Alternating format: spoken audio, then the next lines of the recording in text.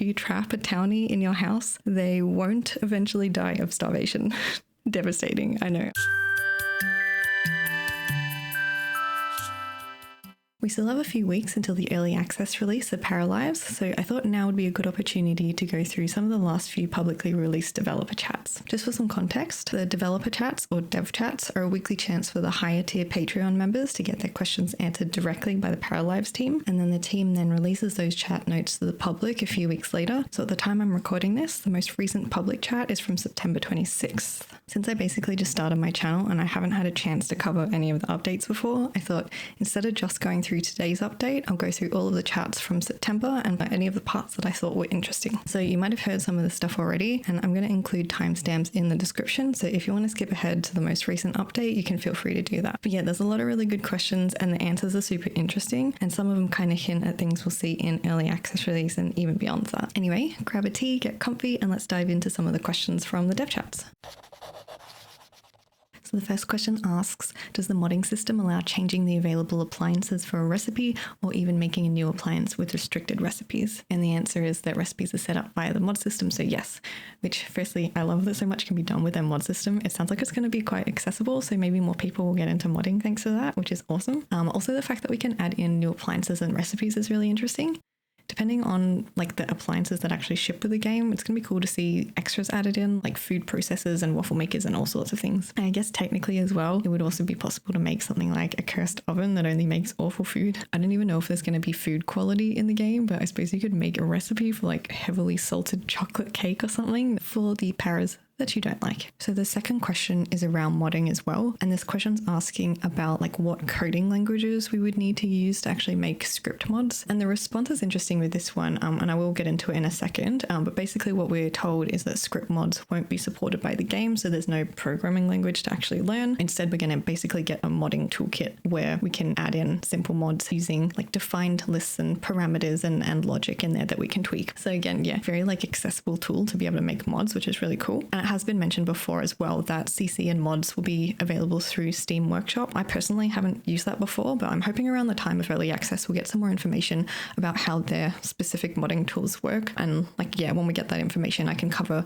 a bit of that and maybe do a little tour of Steam Workshop or something in another separate video. Since we're on the topic of modding, kind of similar to this question, in my last video, I mentioned that modding tools would be available from early access, but script mods wouldn't be. I basically read something similar to this. When I read that script mods wouldn't be supported, I kind of interpreted that to mean that they weren't possible, which like you read this and it kind of does sound like that, but somebody did point out in my comments of that video that like not being supported doesn't actually mean they're not possible. It just means that they're not officially supported by the Paralives team, and that's probably going to work very similar to how The Sims does, where EA doesn't support mods, but the community can build tools and script mods and figure out how to get them to work themselves. So technically we should be able to have them, but the Paralives team like isn't going to be responsible if we like break our games with mods or anything like that. So yeah, I'm very happy to hear that it probably is possible. So thank you very much for the comment. Kind of made my day to know that we actually might have script mods after all, even though the wording still here kind of sounds like a no.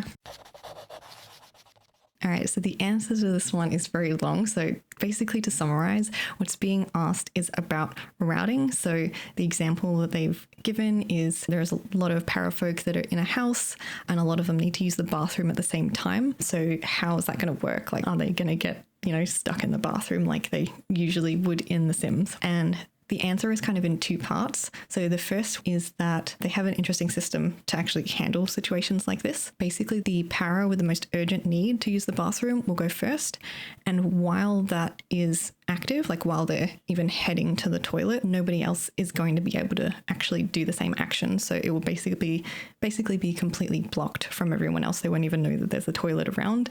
And then the rest of the paras that need to use the bathroom as well are going to be like checking to see if there's an available toilet. And so once it does become available, the para with the second most urgent need is going to go use the bathroom and so on. So there's almost like a more organized system instead of everybody just heading there at the same time. So the second part of the question talks about the needs of non-household characters or townies. And they've basically said that to save some performance, they don't actually have real needs. So technically they don't need to use the bathroom at all, but they just go, but it's kind of like a faked going just to make it look like they actually do have real needs. I have kind of mixed thoughts on this. All of this stuff in combination means that we're not going to have all the paras just hanging out in the bathroom trying to use the toilet and yelling at each other, which does get quite annoying. And it's good that they're thinking about, saving computer performance. I am a little bit sad about the non-household parafolk not actually having real needs, probably for kind of like psychopathic reasons, I suppose you would say. Really, if I'm understanding this correctly, I think this means if you trap a townie in your house, they won't eventually die of starvation. Devastating. I know, I'll have to be more creative. But yeah, if they don't have real needs, they don't actually have hunger, so they can't die of hunger. Yeah, that's interesting, but I'm sure there'll be some very creative people that can think of some alternatives. Next question is about randomized buttons. So this one's asking about randomized buttons in creating the personality of a para, and we're basically told that there will be randomized buttons for the entire personality and also each individual personality section. So if you just wanted to randomize the vibe or the talent, you can do that. I'm very glad to hear this. Actually, I almost exclusively play with randomized personality sims when I play the sims because I personally kind of love the extra chaos it brings. And if I'm not doing that, I'm usually picking very, very boring traits. And yeah, I think having some kind of randomness in there just kind of adds something a bit more interesting to gameplay. It's good that we're going to have the choice of either picking everything ourselves or letting the game decide, or even just, letting the game decide on small sections if we want to do that. Next question is about the map and the town and like where to actually meet other paras. And here we're told that para folks will wander around the various lots. They'll visit each other and go to public lots like stores, parks, and other places. And you'll be able to catch them spending time in those locations if you visit them yourself. They'll also take walks around the town in specific loops, so you'll be able to see them do that as well. So yeah, I'm glad to hear that para folk will be out and about and visiting lots as well. Definitely feel more alive than like an empty open world, because what's the point of that? I'm surprised to hear that they're going to visit each other. I kind of wonder how that's going to work, and if like visits are going to be random or based on like relationship closeness or something like that. Are we going to be able to see townies form new friendships? Can they actually improve or worsen their relationships outside of the active household? I don't know, but that's an interesting thought. But yeah, I do wonder as well, like if paras are going to be walking around the town, like are they going to be walking by themselves, or are they going to be walking with like household members or other para folk? Probably have to wait and see for that one. So this one's also about the map. So the question is, transportation is not on early access release, but the map is big. How long in game does it take for a para to go from an extreme point of the map to the center? The response is that the map's not final, the pathfinding is also not final, and neither is the like speed that the para folk actually take to like travel, but it's a bit less than 3 hours depending on where you start. That's actually like quite surprising to me. So it must be a decently sized map for it to take like 3 hours to just walk across half of it. Yeah, I like that we're not just getting a small town on release. They're actually giving us something of pretty decent size, I assume. And they've only really shown us a small part from like the trailers and things that they've shown us so far. So I guess we'll get to discover more of it when the game actually comes out. The next one I mostly included just because I thought the name Criminal Bin Chicken Mustache was so iconic. I couldn't not show that one. But they're basically asking, when early access happens, there's probably going to be a bunch of bug reports as soon as it launches. So who's going to be on the bug fix team? And we're told that it's going to be basically everybody. Sounds like the whole team's going to be very busy in December. I do hope they still get to take a break over Christmas, because it's definitely well deserved. They've been putting in a lot of effort over quite a long time now. Definitely deserve a break. Okay, the next one is, if I change a para's hair type in Paramaker, does that also change their genetics, or would the original genetics be remembered? And the answer is that it doesn't change the genetics. I do kind of like this. If I remember correctly, I think Sims 2 had a plastic surgery option, and if you made changes using plastic surgery, it didn't actually affect the genetics of the children, so they wouldn't actually like inherit your plastic surgery. I think this was changed in The Sims 3, so if you get plastic surgery, your offspring can inherit your BBL, and yeah, if you change your hair color as well, The Sims 3 kids are going to inherit your new hair. It doesn't really make a whole lot of sense, but it is a bit funny. Obviously, we're just talking about hair here, and Anna doesn't actually say anything about editing facial and body features after the paras are created, so we might need to wait until release to see what's possible, but at least for hair, interesting to know that they're going to actually retain the genetics of the original hair color.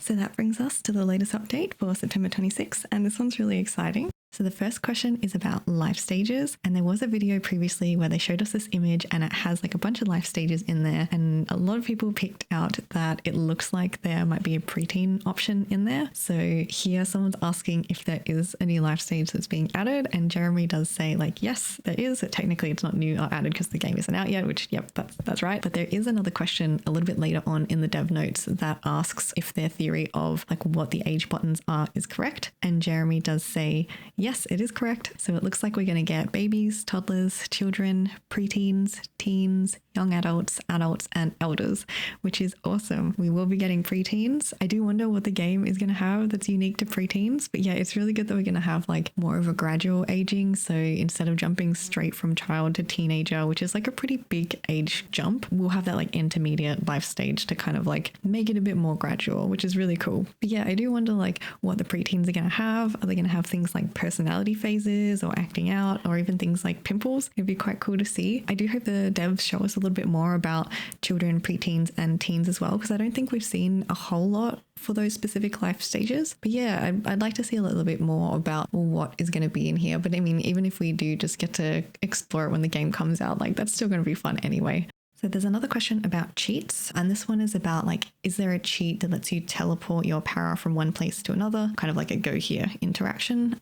And then there's a second part to this question that asks like, are there actually any cheats in the game? And we do get a quite long answer. So it looks like there's a whole bunch of cheats that are included in the game at the moment, but a lot of them are like dev cheats that we don't really need as players. So there will be cheats in the game, but some of them we're not going to be able to access ourselves. But it looks like we might get things like money cheats, skill cheats, and needs cheats. And Jeremy did say as well that they might add more based on what people request. So if we start playing and we're like, oh, it would be really helpful to have this particular cheat, then we can actually give them that feedback in early access, which is really cool. But yes, we will get an unstuck cheat. So if a para gets trapped somewhere, we can get them untrapped, but we can't actually control where this actually puts the para. So yeah, I think it would be great if we could actually have that option to teleport someone to a chosen spot. But yeah, that's something that we can request later. The next question is about seasons, kind of inadvertently. So this person's asking if there will eventually be winter, and if we're going to have fishing as well, can we have ice fishing? And the response is like, if there's winter and if there's fishing, we'll be able to answer that question. At the moment, they can't really give us a solid answer, which fair enough. But yeah, I do wonder what this means for seasons and weather. Not having winter isn't really a deal breaker for me personally. I live in a place that doesn't even get snow, so I don't even really know any different anyway. But I am aware that many people are going to want seasons, including like a full-on snow-filled, ice-filled winter. But yeah, it would be fun to have stuff like frozen lakes and ice fishing, and also things like ice skating and snow in the game. That could be fun too. So hopefully we do get to see winter at some point. But yeah, I don't think that's going to be added anytime soon from the sounds of this. So Silent is asking if a para was enemies with another para, could we be able to get into physical altercations with them, like slapping or fighting? And Jeremy says, more content for adversarial relationships is certainly needed, but I could see a slap together card working out pretty well indeed. It wouldn't be a huge violent slap, but you know. So yeah, I'm glad to hear they're probably going to add some more mean actions. I'm pretty sure Inzoi had a full-on slap interaction, which was like quite violent, so I don't think they're going for that kind of vibe, but we will eventually get something at the very least. So this next question I'm quite interested in. So they're basically asking about town lore. So would you guys ever be interested in creating and incorporating something like urban legends for the town? Some stories that can be passed around town amongst family members, and maybe some of them are true. So yeah, they're really wanting to know about like lore and legends and all of that. I am very intrigued by this. It sounds like we will get some lore, but we'll hear about it later. I wouldn't be surprised if we had to wait until the actual early access release to find that stuff ourselves. I do wonder, like, are they going to be full-on stories and secrets to find out? Are they going to be bios and things that are like quite in depth? That'll be really interesting actually. And yeah, things like legends, there's like, you know, hidden stuff or like objects that kind of give us hints towards things. Yeah, that'll be really fun to actually like play around with and discover. So this next question asks about the customization of flooring and wallpapers. So for example, will we be able to change the color of grout lines, or in a flooring or wallpaper with different colors, are we going to be able to adjust each one separately? So the answer that we have says that it really depends on the wallpaper or tiles.